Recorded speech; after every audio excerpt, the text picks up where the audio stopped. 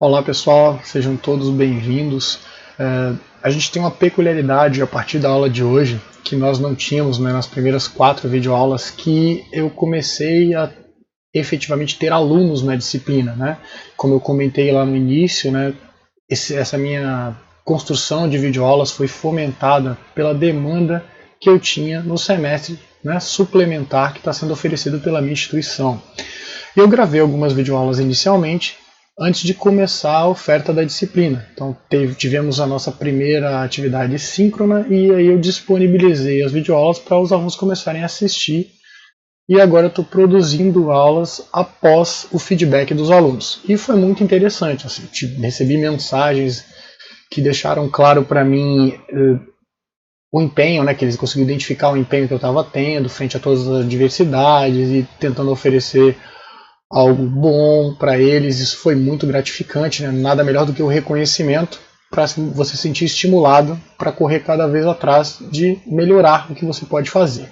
Fora isso, eu também tive críticas construtivas, que é muito bom, porque como eu deixei claro para os meus alunos, eu não tive tempo, assim, não por questão de desrespeito a vocês que estão assistindo as videoaulas, mas por outras atividades, né, que estão sendo demandadas nesse período.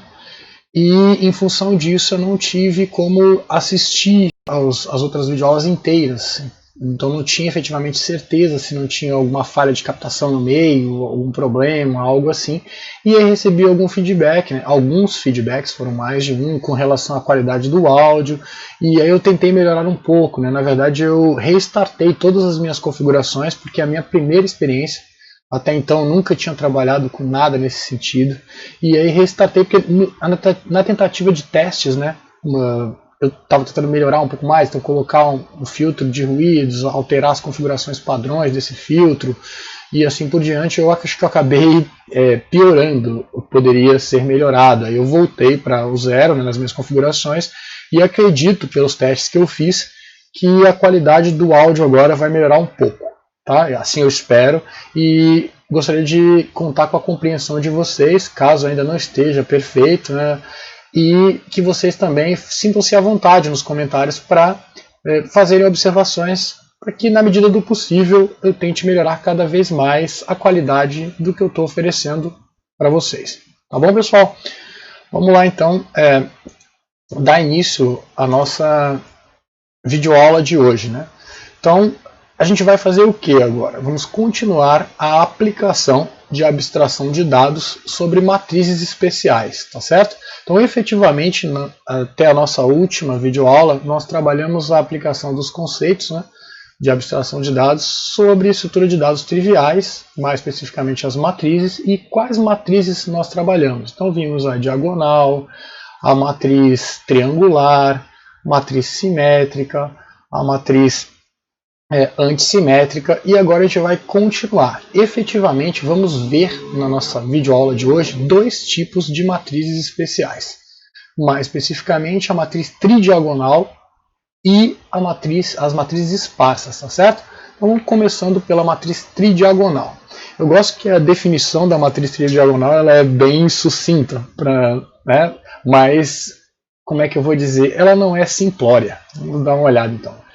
A matriz tridiagonal é uma denominação do algoritmo de Thomas, o qual é um método algébrico que consiste numa simplificação da eliminação gaussiana para a resolução de sistemas de equações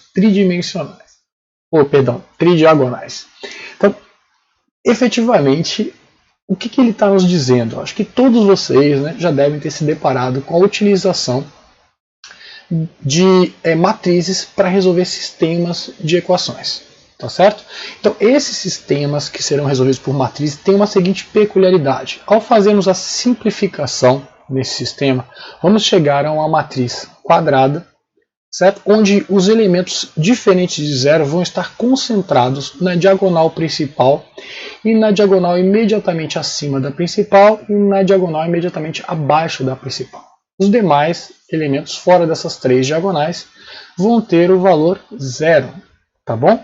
Então,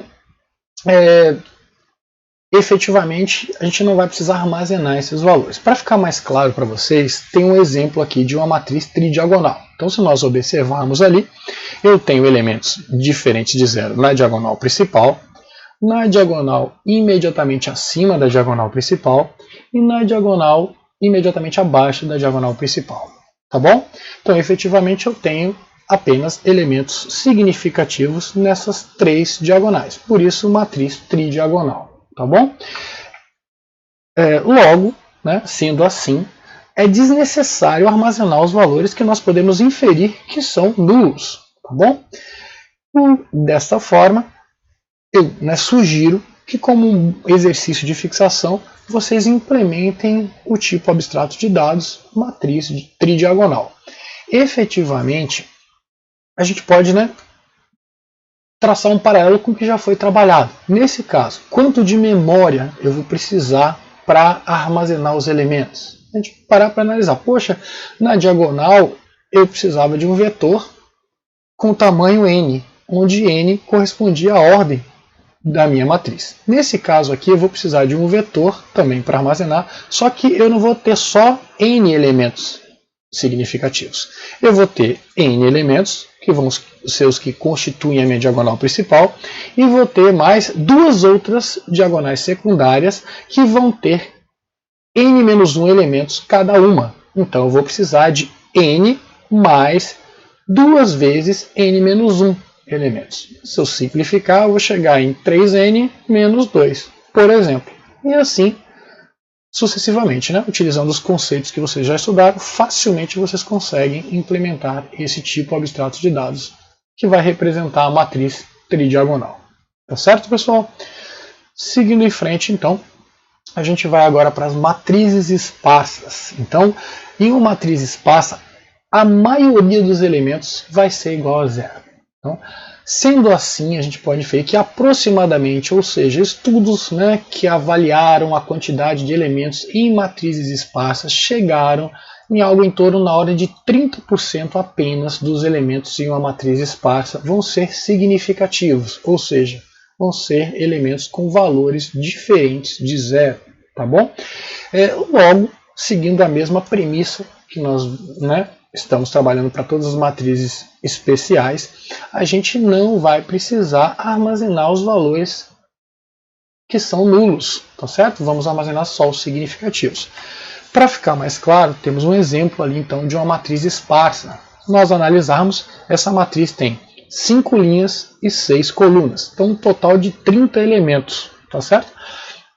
Desses 30 elementos, se nós analisarmos ali, linha a linha, na primeira linha a gente tem o valor 6, na segunda linha o menos 3, na terceira linha o valor 4, na quinta linha os valores 5 e 1, e na sexta linha nenhum valor diferente de zero. Então, efetivamente, nós encontramos 5 valores significativos. Os demais todos são zero. Tá certo? Então, a gente vê que apenas 1/6 dos valores são significativos. Tá bom? Logo, a gente não precisa armazenar os valores zeros. Com base, então, no que foi apresentado, eu gostaria que vocês pensassem para chegarem a propor uma estrutura de dados para armazenar os valores significativos de uma matriz esparsa. Aí eu sugiro que vocês pausem o vídeo um pouquinho, deem uma refletida e aí depois retomem a reprodução para a gente poder complementar o que vocês pensaram, ou melhor, ratificar de repente a solução proposta por vocês. Vocês podem muito bem chegar a uma solução que vai atender esta demanda. Então vamos lá. Primeiro, partindo da nossa matriz esparsa que nós vimos como exemplo, aí eu vou fazer algumas observações. Quais são os dados relevantes para que eu armazene dessa matriz esparsa, para que eu possa construí-la posteriormente? Então, primeiro, notem, eu não posso partir da premissa apenas dos valores significativos para poder determinar a quantidade de linhas e colunas. Posso fazer isso, porque se a gente for observar ali, tanto na última coluna eu não tenho nenhum valor significativo, quanto na última linha. Esse exemplo foi feito intencionalmente para a gente chegar a essa conclusão. Então, eu preciso guardar a informação referente a quantas linhas e quantas colunas essa minha matriz tem. Tá? Então é importante, né, saber quantas linhas e quantas colunas. Outra questão, eu vou precisar guardar a informação dos meus valores significativos. Então eu peguei como exemplo ali o -3. Preciso armazenar esse valor -3 para depois poder construir novamente essa minha matriz. Então eu vou precisar lá armazenar os meus valores significativos. Eu dei o exemplo do -3. Mas não basta ter apenas o valor -3.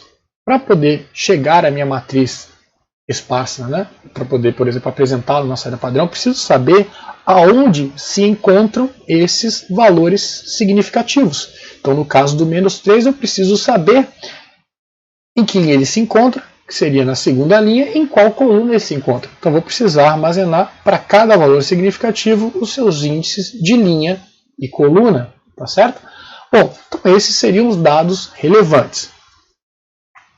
Então agora eu vou apresentar para vocês então uma possibilidade de armazenamento desses dados que é denominada matriz associada de índices e valores. Então, o que vai consistir essa nossa matriz, né? Basicamente, esse esquema que eu vou mostrar é capaz de armazenar matrizes esparsas, né, bidimensionais, onde eu tenho ali L1, número de linhas, e L2, número de colunas. Então é uma matriz bidimensional L1 por L2. Tá certo? Então, ali embaixo a gente tem, né, a estrutura capaz de armazenar esses dados e a gente vai analisar junto, né? Vamos analisar juntos esta proposta de armazenamento. Então, vamos lá. Começando então, foi destacado que é necessário guardar a informação de quantas linhas eu tenho nessa minha matriz esparsa. Então eu tenho ali o L1, né, o campo L1 da estrutura, armazenando a informação NL, número de linhas. L2, por sua vez, vai armazenar a informação N_C, referindo-se ao número de colunas, tá certo? Mas não é só isso que eu preciso. Eu tenho ali, então, sendo reservado uma matriz bidimensional com duas linhas, onde a primeira linha vai ser utilizada para armazenar os índices, né, das linhas, dos elementos significativos, e a segunda linha dessa matriz vai ser usada para armazenar os índices de coluna dos elementos significativos, tá certo? Bom, na sequência eu tenho agora então o vetor val, que vai armazenar os valores, tá bom? Vocês poderiam até me perguntar, professor, por que não utilizamos então uma única matriz bidimensional com 3 linhas e N colunas, no caso aqui max colunas, para armazenar os elementos? Porque assim, nem sempre o tipo do elemento da matriz vai corresponder a um inteiro, né, que é o tipo dos índices. Então eu isolo minha matriz de índices, né, então ela tem duas linhas, uma linha para linha, uma linha para coluna, os índices de coluna, e a quantidade máxima de elementos significativos que eu vou poder armazenar. Nesse exemplo, que eu estou dando um exemplo aqui de alocação estática para facilitar a nossa análise, tá certo? Bom, e aí val vai ser um vetor do tipo do elemento da minha matriz. Se eu tiver, por exemplo, uma matriz esparsa de valores em ponto flutuante, o meu vetor val vai ser do tipo float, tá certo?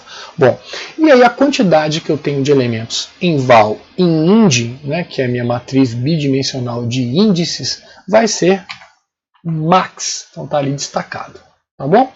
Mas, no entanto, não necessariamente em um dado momento da minha execução do programa, eu posso não ter a quantidade de valores significativos correspondente a max. Então, nesse caso mesmo aqui, só fazendo uma ressalva. Então, se a gente for analisar ali, eu tenho um alinhamento, né, entre o índice que eu uso na coluna da minha matriz ind com o índice que eu uso no meu vetor val. Logo, se eu pegar o índice 0, eu vou me referir ao primeiro elemento, né, com valor significativo armazenado, e aí na primeira coluna de ind eu vou ter os índices correspondentes à linha e coluna do meu primeiro valor significativo, o qual vai se encontrar no índice correspondente em val, no caso 0, que é o meu V1 no exemplo. Então eu tenho I1 e J1, índices de linha e coluna respectivamente, do meu valor V1. Tá certo, pessoal? o que eu ia mencionar antes é o seguinte, nesse caso aqui eu tenho N elementos sendo armazenados. A gente pode perceber pela representação gráfica que N é um valor menor do que o meu max, né, já que nós temos posições livres ali. E aí esse meu N vai ser armazenado em NL, né, fazendo menção ao número de elementos. Tá certo? Vamos seguir em frente então, né? Para que vocês entendam ainda melhor, vamos ver essa forma de representação sendo utilizada para armazenar o nosso exemplo de matriz esparsa que foi visto lá inicialmente. Então temos ele ali, aí vamos destacando. Primeiro, quantas linhas eu tenho? Então, se nós contarmos ali, eu tenho 5 linhas, então note que L1 armazena o valor 5. Nós fomos observar quantas colunas eu tenho. Eu tenho 6 colunas, então L2 armazena o valor 6. Analisando para facilitar, né, não quer dizer que sempre o armazenamento vai ser feito assim, mas se a gente analisar linha a linha, né, buscando valores significativos, distintos de 0. Então na primeira linha a gente localiza o 6. Opa! Então eu vou lá e vejo aqui no meu índice 0, para a coluna, no meu, né, vetor, ou melhor, vetor bidimensional, a minha matriz IND, eu tenho lá 0 e 4 como índices de linha e coluna. Então se a gente for observar, né, o C está na minha primeira linha, os índices em C começam com 0, então está lá 0.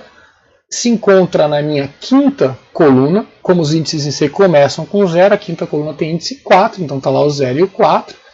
E o meu 6, tá certo? No meu vetor val, na posição associada ao meu vetor bidimensional IND, tá bom? Seguindo adiante, então, buscando na próxima linha, eu encontro o menos 3, e ele está ali sendo armazenado, né, na posição correspondente tanto na minha matriz, né, bidimensional IND, quanto no meu vetor val. E assim sucessivamente. Na próxima linha eu tenho o valor 4, ele está sendo armazenado ali. Na próxima linha eu tenho o valor 5. Na sequência tenho o valor 1, também sendo armazenado. Então, se nós observarmos, eu tenho efetivamente 5 valores significativos nessa matriz esparsa. E é o valor contido lá, ó, no meu campo N_L. Tá certo, pessoal? Ou ele, né? N_L. Tá bom? Espero que vocês tenham compreendido, até porque, né, o nosso próximo slide nada mais é do que o enunciado de um exercício. Então eu gostaria que vocês, com base na estrutura de dados proposta, implementassem na linguagem C o tipo abstrato de dados matriz esparsa, o qual vai contemplar as operações de criação de uma matriz, atribuição e consulta de um determinado elemento da matriz. Então lembrando, criar a matriz é estabelecer condições iniciais para que as demais operações possam ser aplicadas. Então, ao criarmos uma matriz, deixamos ela apta a efetuarmos uma atribuição sobre ela. Ou melhor, ao criarmos uma matriz, deixamos ela apta a efetuarmos uma consulta. Então, na consulta nada mais é do que eu vou passar a localização de memória onde eu tenho os dados da matriz, o índice de linha e coluna, e aí eu vou querer como retorno o valor daquele elemento que está naquela posição. Tá certo? Atribuir, eu passo a localização em memória onde estão os dados da matriz, um índice de linha e coluna e um valor que eu quero atribuir. Tá certo? Então, agora eu sugiro que vocês, né, se dediquem à implementação desse tipo abstrato de dados, né? Pausem o vídeo, deem um tempinho e aí na sequência, né, a gente tem a proposta de solução. Então vamos lá. Estou propondo ali um novo tipo de dados, então estou usando, né, type_def. Tem um mat ali, o nome que eu estou dando a esse meu tipo.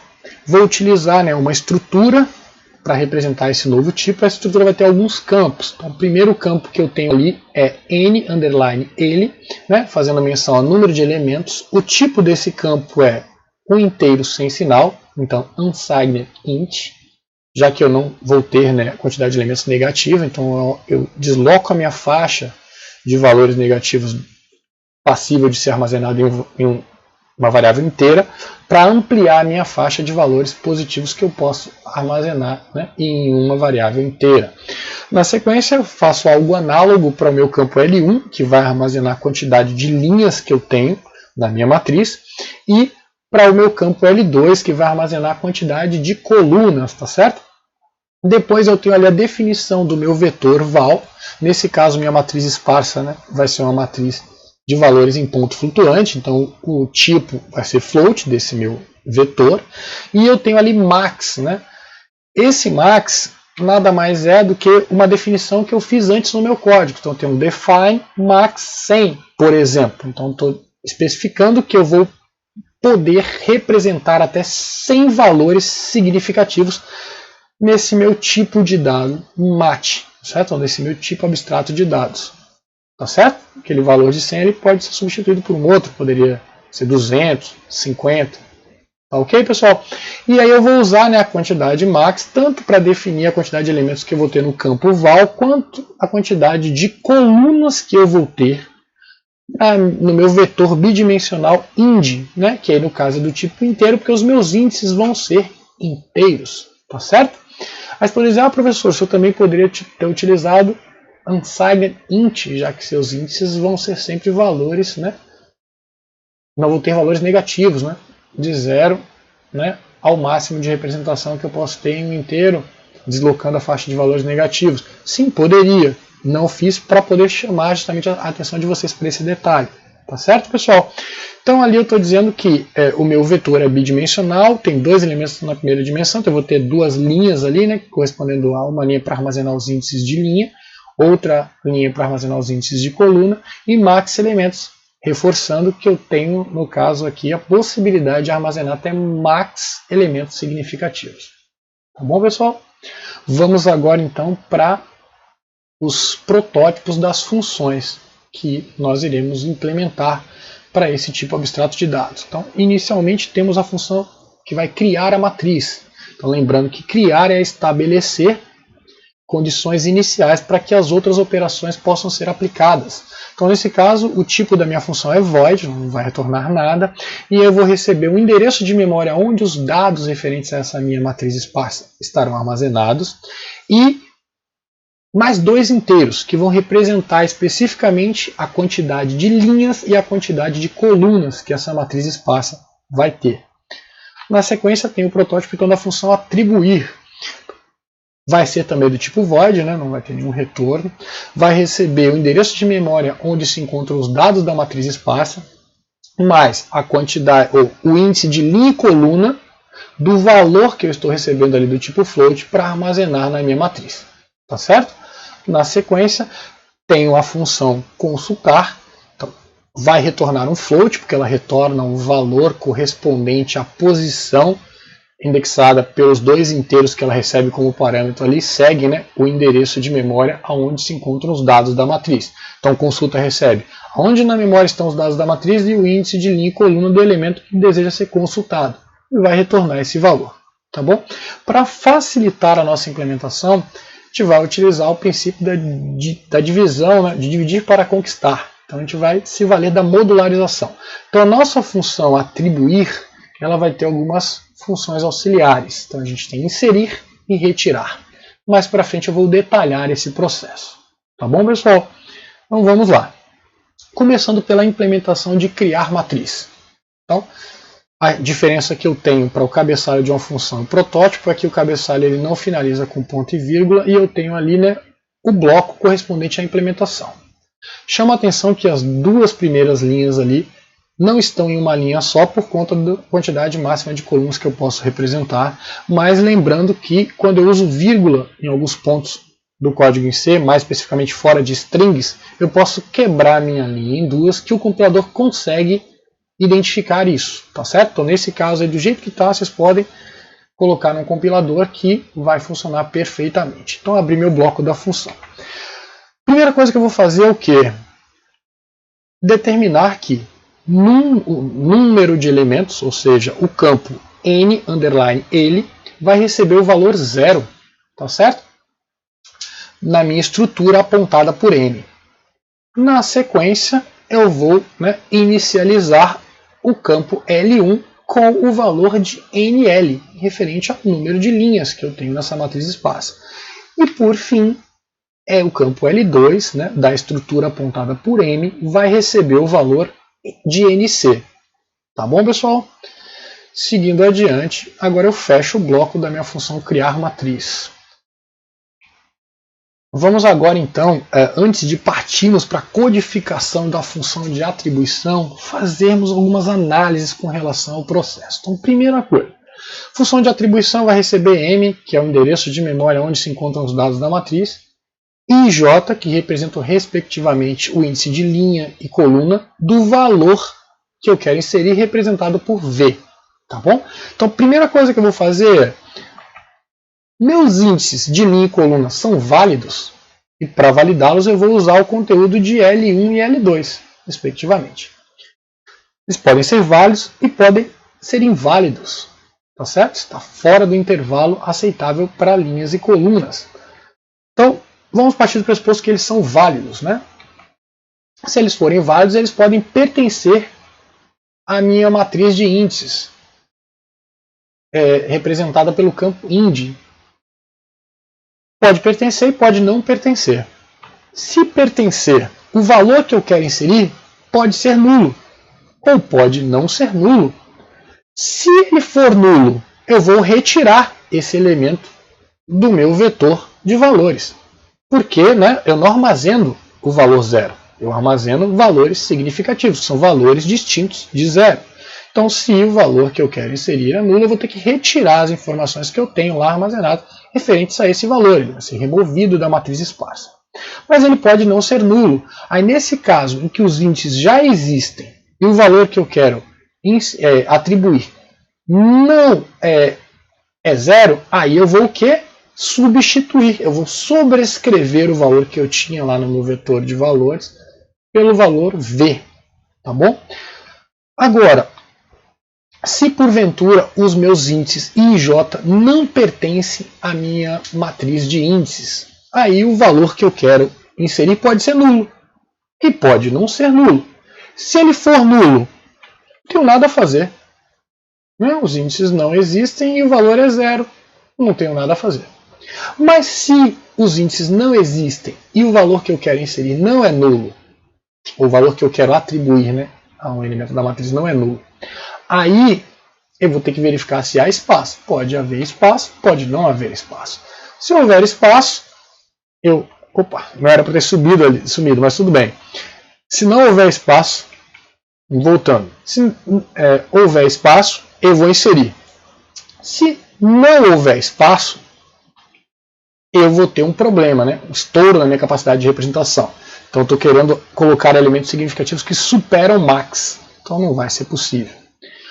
Por fim, a gente precisa lá concluir a possibilidade dos índices I e J serem inválidos. Então, se eles forem inválidos, eu vou ter também um erro, né, associado a índices inválidos. Bom, então essa é a árvore de possibilidades que eu tenho na operação de atribuição. Então, notem que já está evoluindo para algo que não é tão trivial, né?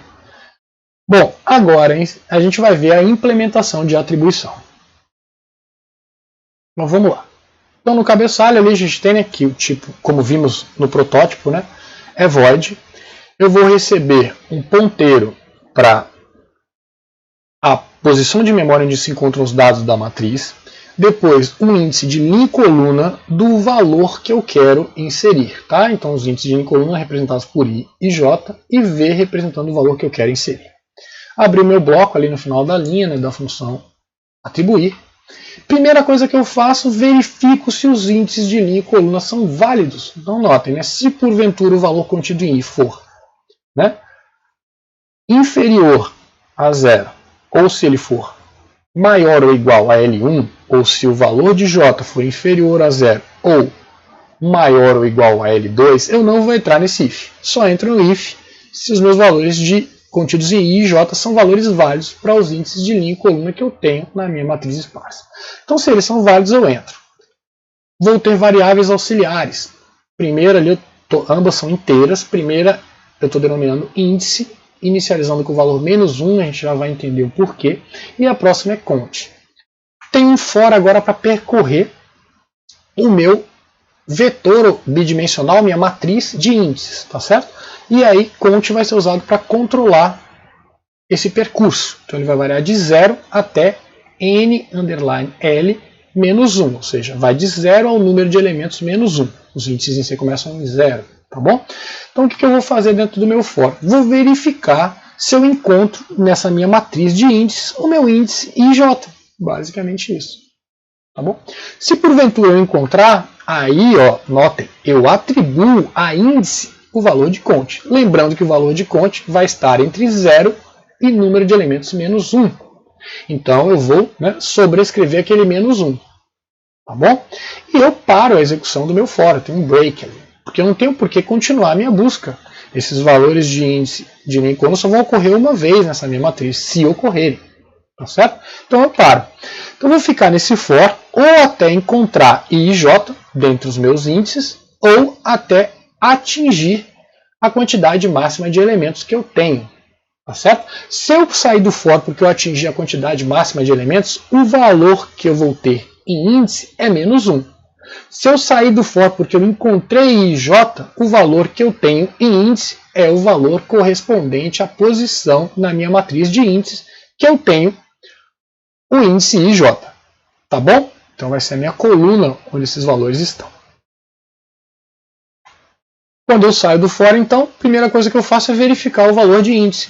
Se ele for diferente de menos 1, significa o quê? Que eu encontrei IJ dentro da minha matriz de índices.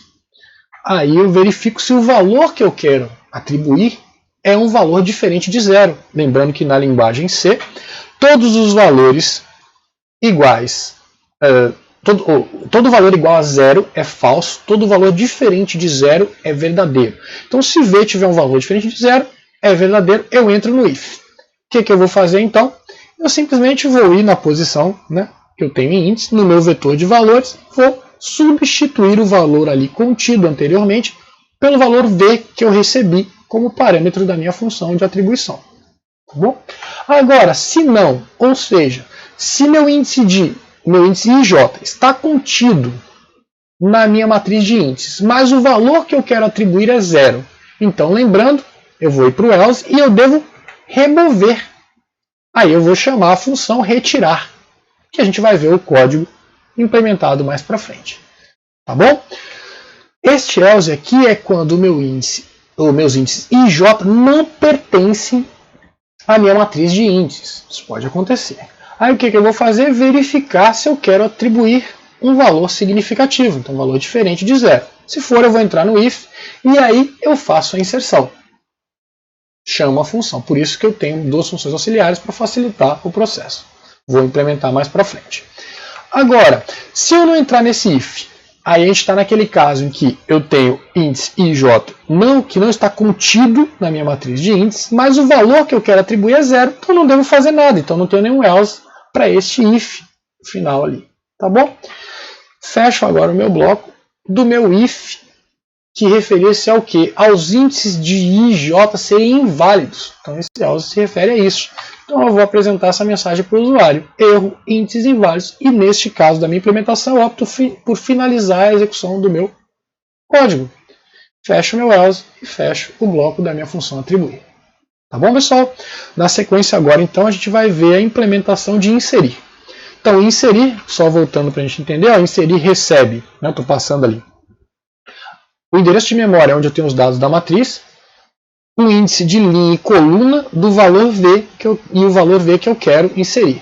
Tá certo? Então vamos lá. Né? Tenho 4 parâmetros ali.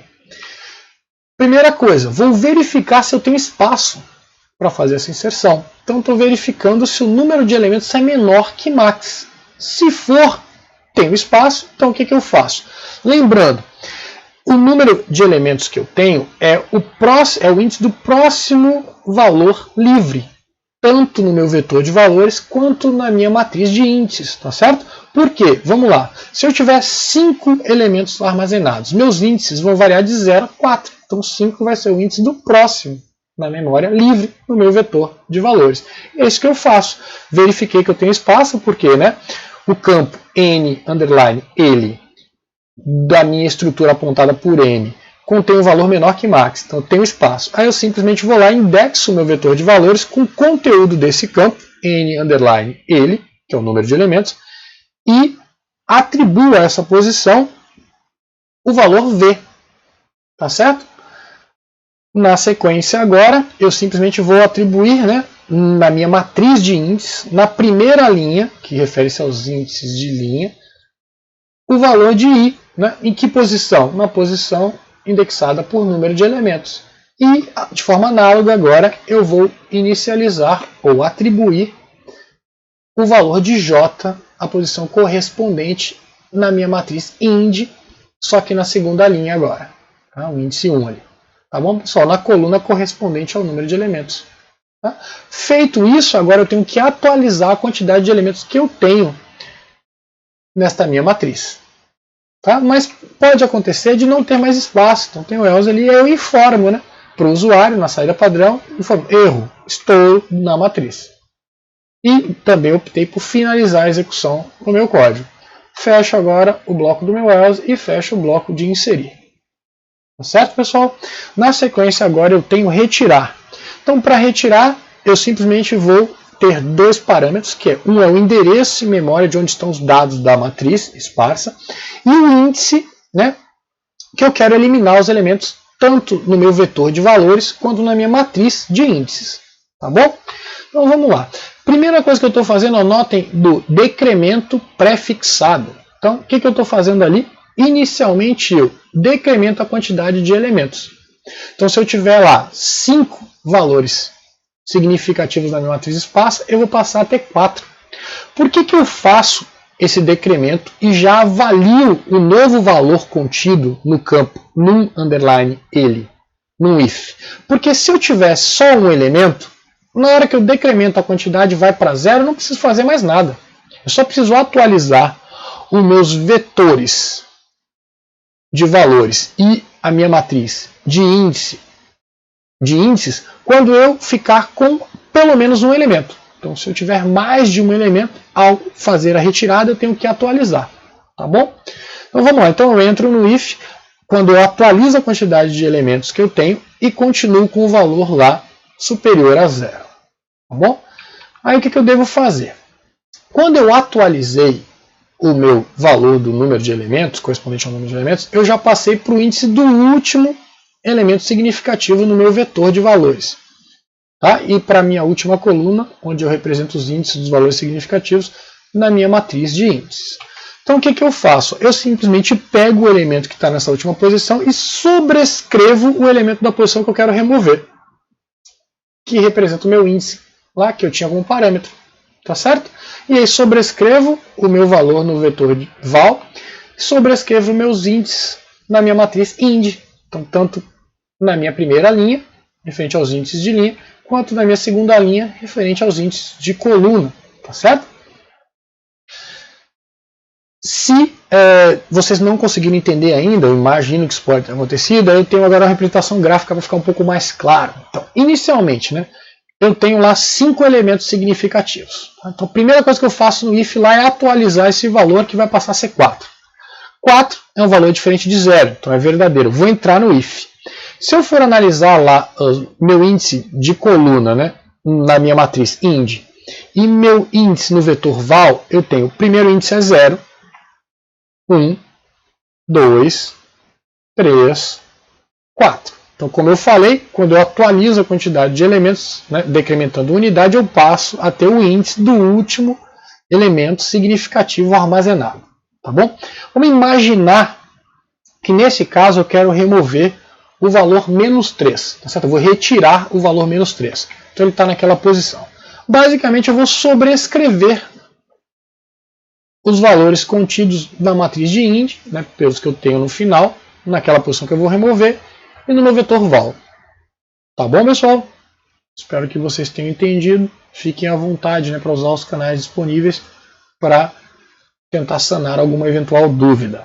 Na sequência, então, eu tenho agora a implementação da minha função consultar. Então eu recebo as informações de onde na memória estão os dados da matriz, o índice de linha e coluna do elemento que eu quero saber o valor. Tá certo? E eu vou retornar esse valor. Por isso que o tipo da função é float, né? Os elementos da matriz esparsa são valores em ponto flutuante. Então, a primeira coisa que eu faço é verificar se os índices contidos em IJ são índices válidos para elementos nessa minha matriz esparsa sendo armazenado no endereço de memória apontado por M. Se eles forem válidos, eu entro no if. Aí o que eu faço agora? Tenho variáveis auxiliares, então tenho, né, aux, que é do tipo float, né? E eu inicializo com 0, a gente vai entender o porquê. E o meu count ali, que é um inteiro. Count vai ser utilizado para eu percorrer a minha matriz de índices em busca do índice IJ. Tá certo, pessoal? Então a gente tem isso sendo feito ali. Então eu comparo, né, o valor que eu tenho contido em I com os índices armazenados no meu vetor de ind na linha 0, na primeira linha. E comparo o conteúdo de J com o valor correspondente na minha segunda linha, coluna Cont, né, que é a mesma que eu estava comparando o valor de I. Se eu encontrar I e J dentro da minha matriz representada em ind, ou armazenada em ind, eu entro no if. Então, localizei aquele elemento. Ele possui um valor significativo, diferente de 0. Aí eu faço o que? Atribuo esse valor.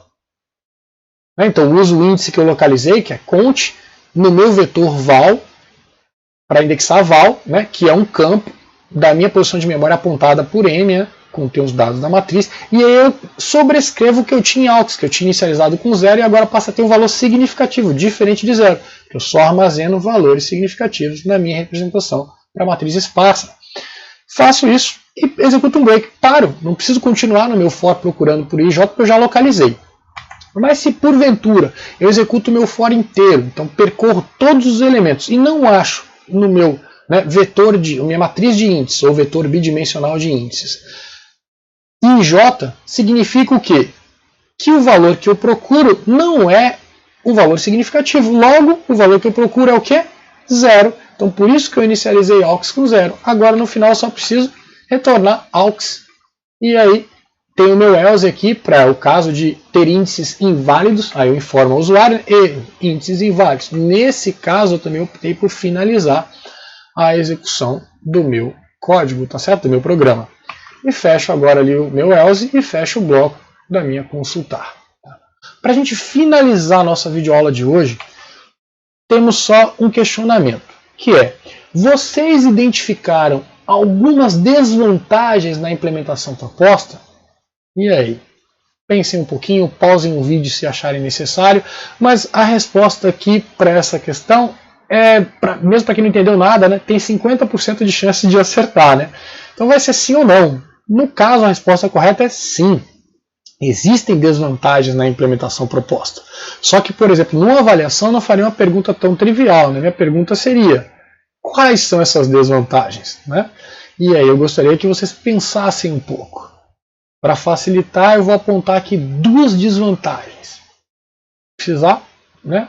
Pausem o vídeo, ponderem um pouco. Agora então eu vou falar sobre a primeira desvantagem. A primeira desvantagem, pessoal, é que eu usei um vetor estático para armazenar a quantidade os valores dos índices e os valores significativos. Então, desde o início da minha execução, eu já tenho max elementos no vetor de valores e max colunas na minha matriz de índices. Mesmo que, porventura, em toda a minha execução eu só use, sei lá, max sobre 2, então metade dos valores que eu armazenei. Tá? Então a desvantagem seria essa, a primeira. Né? Então a memória para armazenamento é alocada estaticamente. Tá? Isso é um problema, porque se eu quiser crescer um pouco mais do que a quantidade de max elementos, eu não consigo, dá um estouro, como nós vimos lá, gera um erro. Outra desvantagem, pessoal, é a seguinte: para verificar se um elemento tem um valor significativo, eu preciso percorrer todos os meus índices contidos na minha matriz de índices. Tá? E isso é um problema.